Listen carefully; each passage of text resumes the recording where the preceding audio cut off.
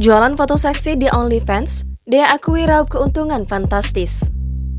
Kreator OnlyFans asal Indonesia, Dea, belak-belakan soal foto seksi yang dijual di akunnya. Demi mendapatkan keuntungan dari foto tersebut, Dea sampai rela tampil topless. Dia juga membuka tarifnya selama berkecimpung di OnlyFans. Dia mengatakan pengikut harus membayar $7 atau sekitar Rp100.000 buat bisa melihat foto seksinya. Dia cukup rutin mengunggah foto seksinya. Biasanya, ia menyiapkan beberapa foto dalam sekali posting.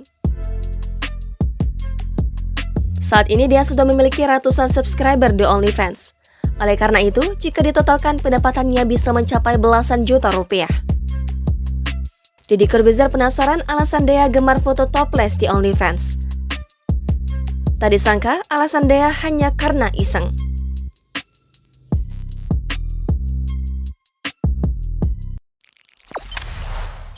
Jangan lupa subscribe, share, komen, dan like ya!